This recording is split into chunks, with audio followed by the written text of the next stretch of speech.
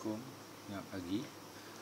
Temu kita dalam kuliah DMB 4112, Prosedur Timpalan dan Jaminan Kualiti ataupun Welding Procedure and Quality Assurance.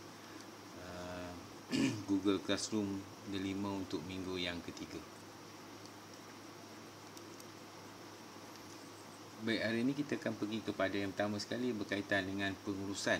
Hari ini kita akan bincangkan tentang polisi pengurusan. Polisi merupakan dasar atau juga kita panggil polisi, merupakan pengurusan satu perkara yang penting untuk sesebuah industri.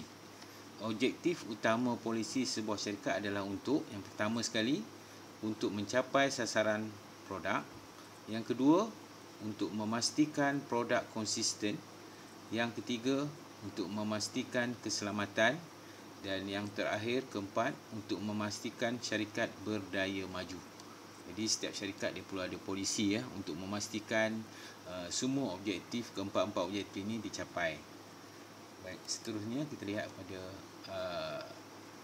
bila ada polisi, dia akan ada perundangan Jadi dia ada kod-kod perundangan ataupun regulatory codes. Okey, semua syarikat atau perkhidmatan perlu mematuhi kod perundangan yang berkaitan. Contohnya yang pertama, kita lihat pemakaian peraturan bagi persekutuan, pemakaian peraturan bagi negeri, untuk peringkat negeri. Yang pertama tadi peringkat persekutuan. Kemudian kod berkaitan bangunan, kerja kod-kod yang berkaitan ataupun spesifikasi berkaitan bangunan, pemakaian kod api, ini berkaitan dengan api kebakaran, pemakaian kod bahan api dan gas bagi bahan-bahan berbahaya dan gas. Kemudian pemakaian kod jentera yang melibatkan jentera, pemakaian kod plumbing yang melibatkan kerja-kerja pipe, peraturan yang ditetapkan oleh pelanggan. Ini yang terakhirlah. Jadi ada beberapa perundangan kaedah yang mungkin ditetapkan oleh pelanggan sendiri dalam kontrak. Jadi seterusnya kita pergi kepada slide seterusnya. Okey. Ini kita akan bincangkan tentang standard quality industry. Tadi kita pergi secara umum, sekarang kita pergi kepada standard quality industry. Semua syarikat, aktiviti syarikat yang perlu mematuhi amalan mutu kerja mengikut piawaian industri.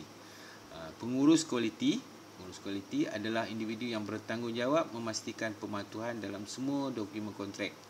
Jadi pengurus kualiti ini adalah orang yang bertanggungjawab terhadap kualiti. Dia merupakan salah satu individu dalam sesebuah organisasi yang penting yang memastikan pematuhan pada dokumen kontrak. Okey, kita lihat ini kita tengok pada contoh ini satu contoh standard quality. Kalau kita tengok, saya catatkan ni semua division 5 lah. Division 5 ni maknanya bahagian 5. Description ni ataupun bahasa Melayunya deskripsi, minimum spacing in each distance for screw. Okey, dia punya reference standard dan kod dia AISI SG02-KIT. Reference standard title North American specification for the THR design of cold form steel structural members. Kita tengok yang ini pula, division 5 welding standard. Yang ini kita rujuk pada AWS, American Welding Society B2.1/B2.1M. Reference standard dia atau title dia Specification for Welding Procedure and Performance Qualification. Okey, kita tengok pula pada deskripsi lain Ini the specification for steel fabrication for structural steel building. Reference standard dia AISC, specification for structural steel building. Kita punya standard, reference standard dia AISC, specification for structural steel building. Okey, kemudian kita tengok pula standard design symbols. Okey, standard design symbol ni dia punya reference standard, kita tengok ANSI. ANSI pun ada AWS A4, A24 dan dia punya reference standard simbol. Okey, ni sebenarnya yang ke akhir sekali QA recommended practice. AWS Welding Quality Assurance Guideline for Fabricator, WQAG. Dia punya reference standard atau title AWS Welding Quality Assurance Guideline Fabricator for WQAG. Okey, saya cuma nak fahamkan anda di sini deskripsi ni dia berkaitan. Okey, kalau kita nak cari kita punya spesifikasi, kita tengok dia deskripsi dia. Dia kata sini berkaitan dengan dalam bahasa Melayunya spacing minimum spacing at edge ni adalah dia kata clearance sebenarnya. Clearance yang paling minimum distance between screw. Okey, dia punya standard kalau kita rujuk kepada kod, dia akan gunakan American International Standard Institute AIC SG02 kit. Itu dia punya reference standard. Reference standard dia dekat sini dia tulis detail sikit. North American specification for design of cold form steel structural members. Ini dia punya detail lah. Kalau kita tengok pada welding, kita lebih nampak lah. Bila kita kata standard untuk design simbol, deskripsi standard dia akan refer pada ANSI atau AWS. Dia punya standard dia simbol lah. Yang ini akan menunjukkan simbol saja. Okey, kita lihat pada slide yang seterusnya. Ini adalah kod amalan lazim dalam kimpalan.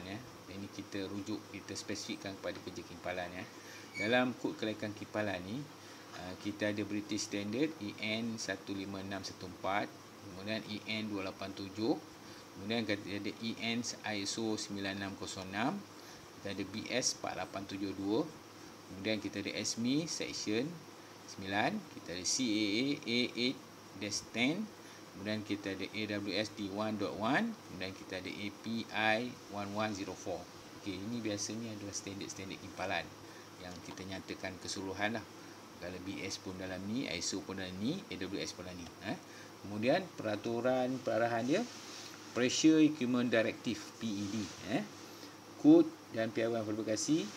Ini ada kod dia lah. PD 550, EN 13480, EN 13455, BS 4515, EN 1011, BS 5400, DIN 6700, dan kita ada AWS ini D1.1, API 1104, API 510, API 620. Okey, ini adalah kod piawaian untuk kerja fabrikasi. Baik, untuk bahan luar pula. Bahan luar kita ada AWS ASME Section 2C, kemudian EN Standard. Kemudian untuk kod dan industri spesifikasi industri pula, piawaian industri, dia ada semua contoh sini. EEMUA 153, 18158, DNV OSF 1010, ISO 15156, Lot Register, MOD dan ABS. Kemudian kita ada BS 7570 untuk pengesanan peralatan. Kita ada EN 50499, prosedur keselamatan pekerja terdedah pada elektrik dan magnetik, EMF. Ini kod amalan lazim yang dalam kimpalan lah. Saya tunjukkan contoh tu. Kemudian kita pergi kepada organisasi. Kita akan pergi detail bagaimana struktur organisasi kualiti tu sendiri bergerak lah. Organisasi ni kita pergi kepada maksudnya yang pertama. Organisasi bermaksud kesatuan yang terdiri daripada beberapa bahagian. Objektif utama wujudnya organisasi adalah untuk pengagihan tugas dan tanggungjawab, mewujudkan koordinasi kerja antara satu sama lain dan menghasilkan keberkesanan output yang tinggi. Okey, rajah di bawah ni menunjukkan satu contoh carta organisasi yang mengikut standard American Welding Society. Okey, kalau dikatakan pengurus bagi tempat itu keseluruhannya adalah presiden. Kemudian daripada presiden kita akan lihat dia pecah kepada safety manager, QC manager, project manager. Daripada QC manager akan wujudlah third party inspection. Third party inspection. Kemudian project manager ni dia akan terbagi pada warehouse manager serta welding pipe fitter. Ini mengikut standard AWS lah. Baik, kelaikan personal yang dilantik. Bila sebut tadi kita bincang di peringkat awal, pengurus kualiti ni orang yang bertanggungjawab pada memastikan kawalan mutu atau kawalan kualiti bagi sebuah produk, suatu produk ataupun syarikat. Jadi apa dia kriteria ataupun kelaikan bagi seorang pengurus kualiti ni? Kita lihat yang pertama. Pengurus kualiti ni seharusnya mempunyai pengetahuan standard dalam kualiti syarikat tersebut. Kedua, bertanggungjawab atas kerja dan bidang kuasa beliau. Beliau menunjukkan kemahiran dan pengetahuannya, boleh menunjukkan keupayaan dia, boleh membuat keputusan, meningkatkan kemahiran dan pengetahuan, serta menambahkan pengalaman lah, pengkayaan pengalaman, enrichment tentang dia punya pengalaman. Kemudian kita tengok sertifikat atau license ya. Yang ini contohlah saya bagi sertifikat ataupun license untuk kerja-kerja pipeline. Kalau kerja pipe ni kita tengok dia guna API 1104 AWS. Reference standard dia standard untuk welding pipeline lah. Untuk structural steel welder AWS D1.1 D1.1M untuk structure welding code steel. Untuk inspector of structure steel well AWS D1 1.1.1M untuk welding steel code steel lah. Kemudian untuk ultrasonic inspector ASNT SNT TCA certificate untuk NDT. Okey. Yang ini sebenarnya adalah sertifikat untuk bagi pengawal kualiti ya. Dan ini adalah bersifat international lah. Jadi kalau kita ada CJ ni kita boleh pergi di mana-mana negara di dunia. Jadi ini adalah kod atau standard yang kita perlu pastikan untuk inspektor bagi mengawal kualiti. Okey, tugas dan tanggungjawab setiap individu tadilah, terutama pegawai kualiti. Biasanya dia akan meliputi 3 aspek. Pertama sekali, komitmen pengurusan. Yang kedua, fokus kepada pelanggan. Dan yang ketiga, dasar kualiti. Kita lihat pada komitmen pengurusan. Pertama sekali, pengurusan ni dia boleh berkomunikasi dengan baik. Dia boleh mewujudkan dasar kualiti. Tiga, dia boleh mewujudkan objektif bagi kualiti tersebut. Individu ni juga boleh menjalankan kajian semula, rework balik. Kemudian dan akhir sekali mempunyai kesediaan, memastikan terdapatnya kesediaan sumber untuk beliau mendapatkan input lah. Kemudian kalau kita pergi kepada fokus pelanggan, tanggungjawab daripada pelanggan pada pula. Yang pertama, sentiasa memuaskan hati pelanggan. Seterusnya, memastikan keperluan pelanggan. Dari segi dasar kualiti pula, dasar kualiti individu ini perlulah sesuai dengan dasar syarikat, dasar dan polisi. Maknanya dia perlu mengikut dasar dan polisi syarikat itu. Individu ini perlu juga mempunyai komitmen yang berterusan dan perlu membuat kerja semakan semula. Selain daripada itu, dia boleh menerima maklumat dan menyampaikan maklumat kepada pihak lain lah. Dan daripada dasar kualiti pula, dia juga perlu membuat kajian secara berterusan untuk meningkatkan sama ada kualiti produk ataupun production punya target yang lebih banyak. Okey, seterusnya kita lihat pada slide seterusnya. Baik, kita juruskan kepada tanggungjawab personal kimpalan. Personal kimpalan, kita rujuklah yang ni yang berkaitan dengan kerja kimpalan. Personalnya pengurus, apa dia tanggungjawab dia? Penetapan standard, menjelaskan matlamat dan objektif, adil dan bijaksana mengurus, membuat tindakan yang tepat. Itu adalah tanggungjawab pengurus.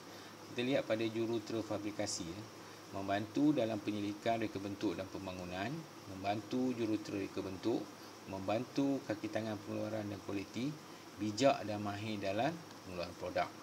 Itu jurutera fabrikasi.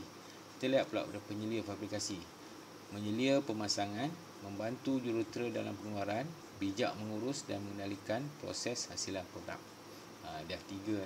Tiga ni daripada pengurus, jurutera, penyelia. Ini ikut susunan, susunan ikut hierarki lah. Kemudian kita ada metal fabricator. Metal fabricator orang yang mahir dalam pengalaman menghasilkan produk, patuh pada dasar dan kualiti syarikat, sentiasa meningkatkan diri dari segi pengalaman. Kemudian kita tengok penyelia gudang, warehouse, memastikan semua aset syarikat terpelihara, memastikan semua aset dijaga dengan baik, patuh pada arahan dan bekerjasama dengan personal lain. Dan akhir sekali, personal yang bertanggungjawab dalam kerja kimpalan ini antara lain adalah kontraktor, mematuhi arahan dan dasar syarikat seperti kontrak, menyelesaikan segala tugasan seperti kontrak dan perjanjian.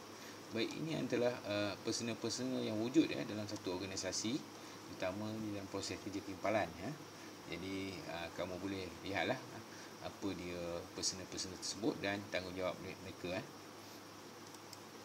Baik, saya rasa itu saja yang kita bincang untuk sesi ini. Saya rasa kita akan berjumpa lagi dalam kuliah seterusnya.